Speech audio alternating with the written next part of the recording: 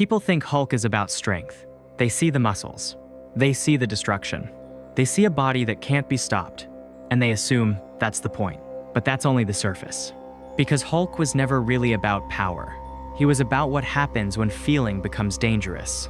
Long before there is rage, there is silence. Long before there is impact, there is suppression. Bruce Banner doesn't become Hulk because he is strong. He becomes Hulk because something inside him was never allowed to exist safely. Fear had no space. Grief had no language. Vulnerability had no permission. So the body took over.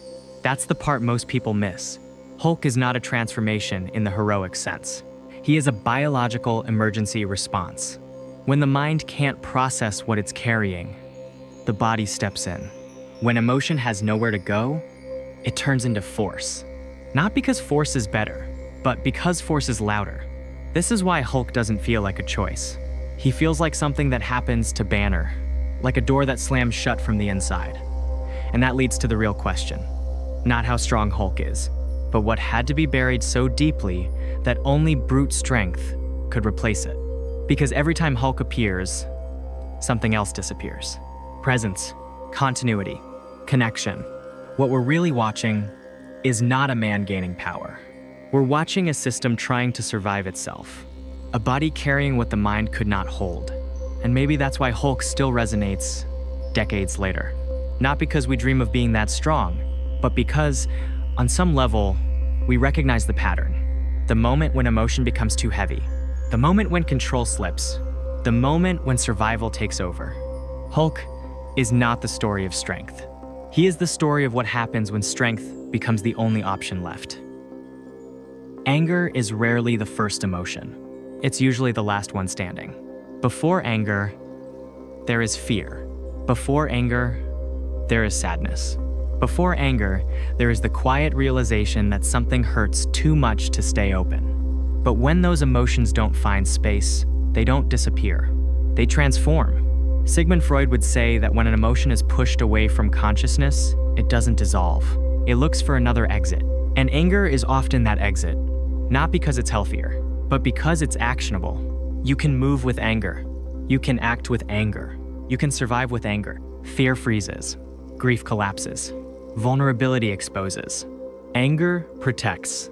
That's why it becomes the body's preferred language, when everything else feels unsafe. With Hulk, this process is exaggerated, but it's deeply familiar. Bruce Banner doesn't express distress. He doesn't articulate trauma. He doesn't negotiate with pain. He contains it, until containment fails. And when it does, the body speaks in the only dialect it still remembers: force. Hulk is what happens when emotion loses its vocabulary. He is not rage for its own sake. He is compressed experience looking for release. That's what makes him feel inevitable. There's no dramatic decision, no conscious escalation, just a threshold being crossed. People often imagine anger as something explosive, but most of the time, it's something accumulated, layer by layer, moment by moment, silence by silence. By the time anger appears, the real story has already happened off screen. And that's the quiet tragedy at the center of Hulk. He doesn't arrive because something new occurred. He arrives because too much went unspoken for too long. Anger isn't strength. It's what's left when everything else has been locked away. At some point, emotion stops being abstract. It becomes physical. It tightens the chest. It shortens the breath.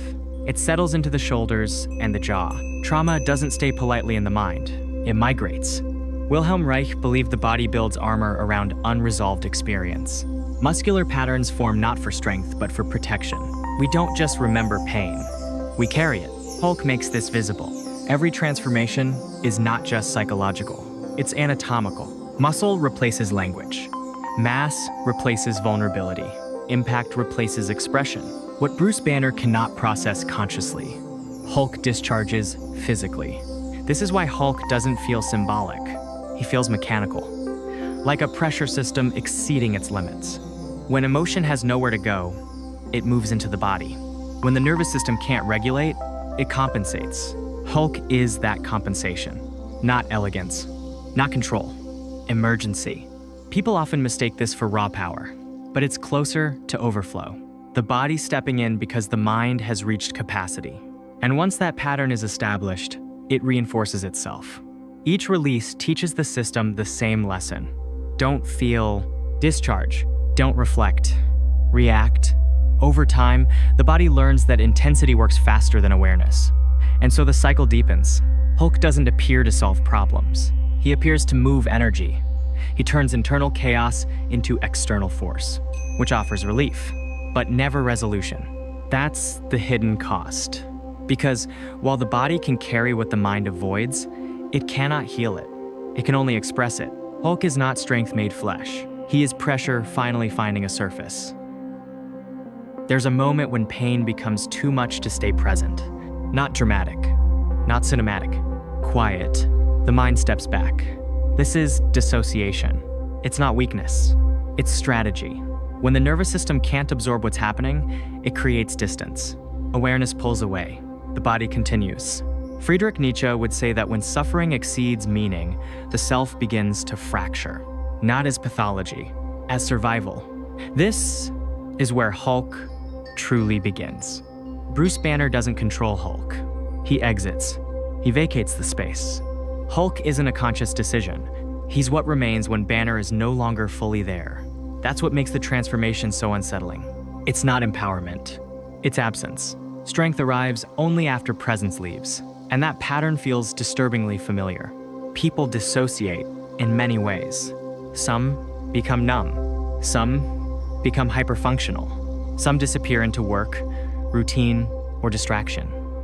And some, like Hulk, disappear into intensity. The body keeps moving.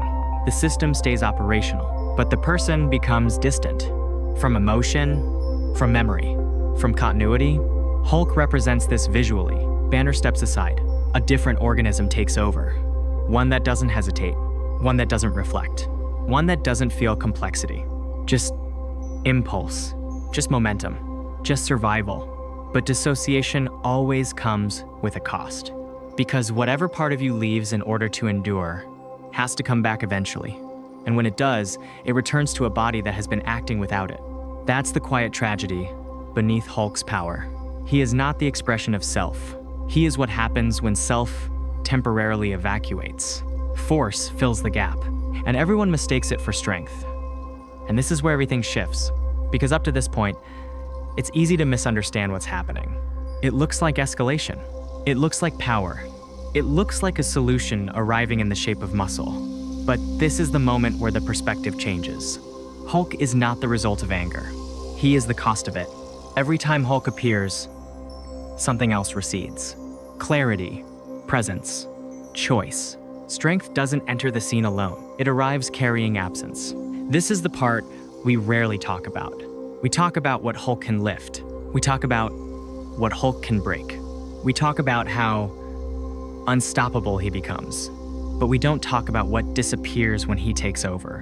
Because while Hulk is active, Banner is not. While force is moving, reflection is offline. While survival is running the system, identity is suspended. And that's the real exchange. Not weakness for power, self for function. This is why Hulk never feels like a victory.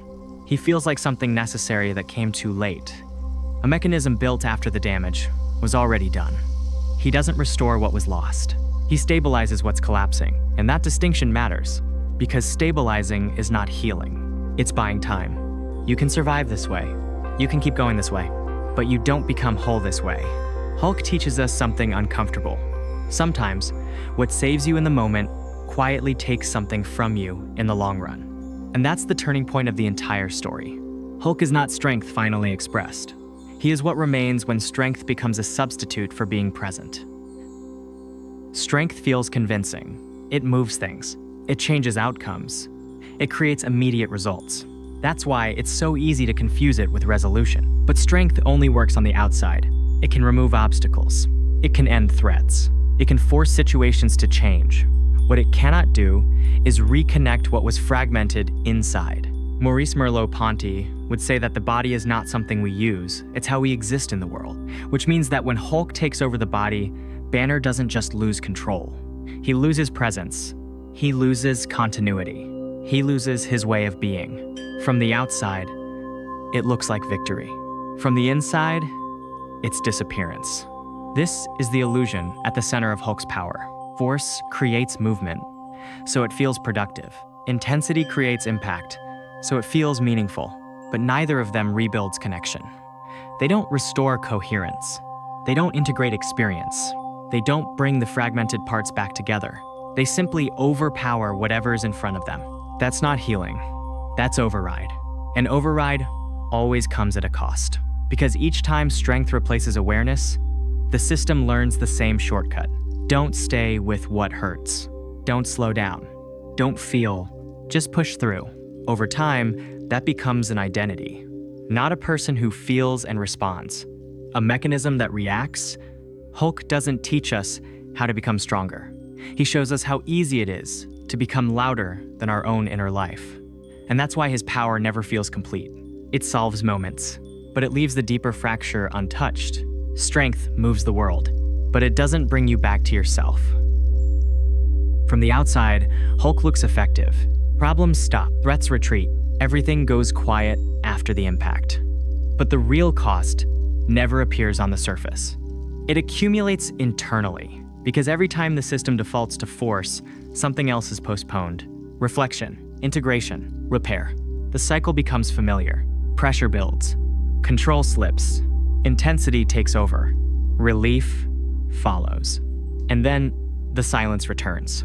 Not the calm kind, the empty kind. This is how survival strategies turn into identities. What begins as protection slowly becomes habit. The body learns that explosion works faster than patience. The nervous system learns that overwhelm can be escaped through intensity. The mind learns to step aside instead of staying present. Over time, this reshapes a person, not in obvious ways, in quiet ones, in how easily they disconnect, in how quickly they escalate, in how difficult it becomes to sit with anything unresolved.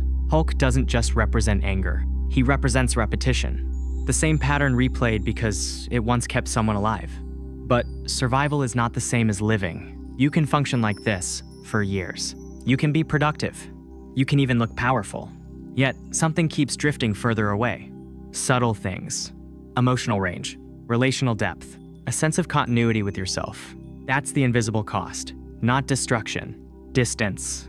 Distance from your own inner life. Distance from others. Distance from meaning. Hulk teaches us something uncomfortable here.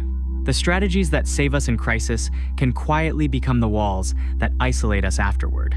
Strength can stabilize chaos, but it can also prevent return. And when force becomes the default language, connection slowly forgets how to speak. In the end, Hulk leaves us with a quieter question. Not about power, about presence. Because what his story keeps revealing, again and again, is that strength arrived only after something else had already become unsafe. Feeling, slowing down, staying connected. Hulk exists because those things were no longer available. And that's why his force never feels complete. It doesn't come from wholeness. It comes from compression, from experience packed so tightly inside the body that it can only come out as impact. We often admire that kind of strength. We praise endurance. We celebrate toughness. We reward people who keep going no matter what. But Hulk shows us the hidden trade. When strength replaces awareness, something essential goes missing. You may survive. You may function. You may even appear powerful. But parts of you remain unvisited, unintegrated, waiting. The body can carry what the mind avoids. The nervous system can keep running long after meaning has drained away. But none of that restores connection. It only maintains motion. And maybe that's the quiet lesson here. Real strength isn't what overwhelms the world around you. It's what allows you to stay present inside it. It's the capacity to feel without collapsing, to remain open without breaking, to hold complexity without needing to discharge it through force. Hulk is not a fantasy of power. He's a mirror. He reflects what happens when emotion becomes too dangerous to inhabit. And perhaps the most honest takeaway is this. Strength was never meant to replace feeling. It was meant to support it, because without that balance, all you're left with is survival. And survival, on its own, is not a life.